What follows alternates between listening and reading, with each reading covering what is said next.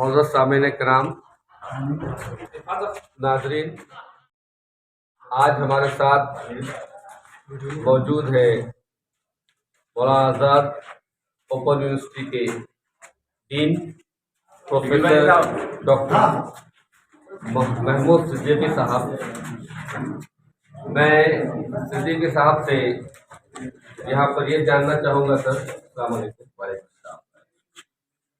آج جو آپ نے سیمینار میں شرکت کی، تو اس طرح کے سیمینار معاشرے کی اصلاح کے لیے کس قدر سود مند ثابت ہو سکتے ہیں، آپ کا کیا خیال ہے؟ آپ نے بہت اچھا سوال کیا۔ سیمینار، مباحثے، مذاکرے، ورک شاپس، یہ جو ہے ہماری سوچ کو بدلنے کا کام انجام دیتے ہیں۔ اگر ان کے ذریعے سے اچھے خیالات ہم تک پہنچتے ہیں تو یہ اچھے خیالات اچھے اعمال میں تبدیل ہوں گے، وہ اعمال اچھی عادات میں تبدیل ہوں گے، اور ان اچھی عادات سے ہی ہمارا کردار بنے گا اور ہم کامیابی کی طرف گامزن ہوں۔ تو سیمینار اور کانفرنسز کو انڈر اسٹیمیٹ نہیں کیا جانا چاہیے۔ یہاں کی ہر بات ہر آدمی نہیں لے جا سکتا، لیکن ہر آدمی اگر ایک بات بھی اگر لے جا سکا تو اس میں بڑی بات بن جاتی ہے، ایسا مجھے یقین ہے۔ ملکی سطح پر اردو کے تعلیمی معیار کو آپ کس طرح سے دیکھتے ہیں؟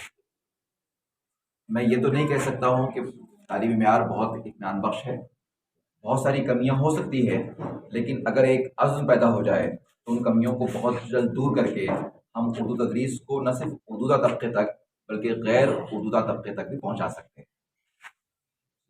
بہت شکریہ۔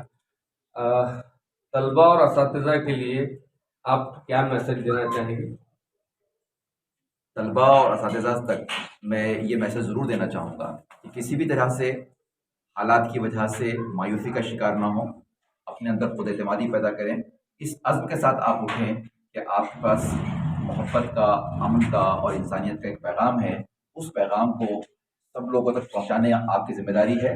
اگر آپ نے اس ذمہ داری کا آج سے آغاز کیا تو انشاءاللہ تعالیٰ اس ملک کا اور دنیا کا مستقبل بہت تابناک ہوگا۔